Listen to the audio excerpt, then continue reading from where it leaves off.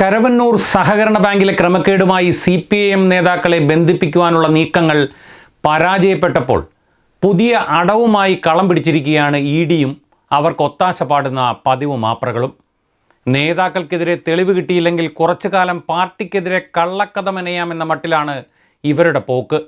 പുതിയ ED മാധ്യമ കഥയനുസരിച്ച് CPIMൻ്റെ സ്വത്തും ബാങ്ക് അക്കൗണ്ടുകളും കണ്ടുകെട്ടിയിരിക്കുകയാണ്.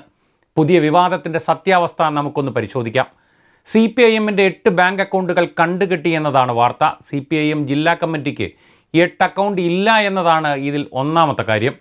പാർട്ടിയുടെ പണം തൃശ്ശൂരിലെ bank of India, union bank എന്നിവിടങ്ങളിലെ 2 അക്കൗണ്ടുകളിലുള്ള സ്ഥിര നിക്ഷേപമാണ്. ഇതിൽ നിന്ന് കരുവന്നൂർ ബാങ്കുമായി ഇടപാട് നടന്നിട്ടില്ല.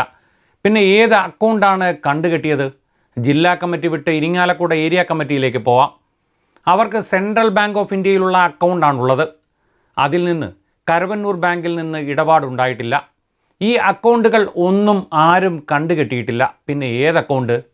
കരുവന്നൂർ ബാങ്കിലുള്ള Porathussery local committee building fund, Purathod branch, Porathussery north local committee, area സമ്മേളന souvenir committee, Porathussery south local committee എന്നിവയുടെ 5 അക്കൗണ്ടുകൾ നിർജ്ജീവമാണ്.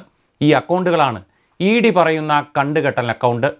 നിർജ്ജീവമായ അക്കൗണ്ട് കണ്ടുകെട്ടിയിട്ട് എന്ത് കാര്യമെന്ന് നമ്മൾ ചോദിക്കരുത്. അതിലും പ്രധാന കാര്യം, പല ആവശ്യങ്ങൾക്കായി തുടങ്ങിയ ഈ 5 അക്കൗണ്ടുകളിലായി ആകെയുള്ളത് 3411 രൂപ മാത്രമാണ്.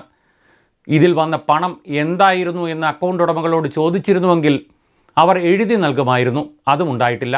ഇനി മാപ്രകൾ പറയുന്ന കോടികളുടെ ഭൂമിയുടെ സത്യം പരിശോധിക്കാം. കണ്ടുകെട്ടിയ ലിസ്റ്റിൽ 4.66 സെൻറ്റ് ഭൂമിയാണ് CPIMൻ്റേത്.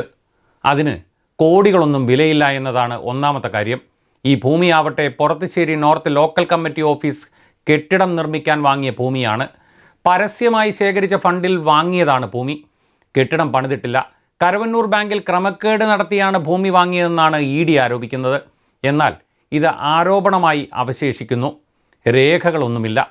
ബാങ്കിൽ നിന്ന് വായ്പയും എടുത്തിട്ടില്ല. ജില്ലയിലെ എല്ലാ ലോക്കൽ കമ്മിറ്റി ഓഫീസുകളുടെയും ഭൂമി ജില്ലാ കമ്മിറ്റിയുടെ പേരിലാണ് രജിസ്റ്റർ ചെയ്യുക. ഇതിൻ്റെ കണക്കുകൾ ആദായ നികുതി വകുപ്പിൽ നൽകുന്നതുമാണ്. ഈ നിയമപ്രകാരമുള്ള ഉടമസ്ഥതയുടെ പേരിലാണ് ജില്ലാ സെക്രട്ടറിയെ പ്രതിയാക്കി പുതിയ അപവാദ പ്രചരണ പൊറാട്ട നാടകം കളിക്കുന്നത്. കരുവന്നൂർ വിഷയം തെറ്റായ നിലയിലാണ് ED കൈകാര്യം ചെയ്യുന്നത്. എല്ലാ തട്ടിപ്പും ശക്തമായി കൈകാര്യം ചെയ്യണമെന്നതാണ് CPIM നിലപാട്. എന്നാൽ തട്ടിപ്പിൽ CPIMന് പങ്കുണ്ടെന്ന് വരുത്താൻ പുകമറ സൃഷ്ടിക്കുകയാണ് ED. പ്രതിപക്ഷ നേതാക്കളെയും പാർട്ടികളെയും രാഷ്ട്രീയ കാരണങ്ങളാൽ വേട്ടയാടുന്ന സമീപനത്തിൻ്റെ പകർപ്പാണിത്. തെളിവൊന്നും കിട്ടാതെ വന്നപ്പോൾ തെറ്റായ രീതിയിൽ കാര്യങ്ങൾ അവതരിപ്പിക്കുകയാണ് EDയും കൂട്ടാളികളും. അത് ജനങ്ങൾ തിരിച്ചറിയുക തന്നെ ചെയ്യും.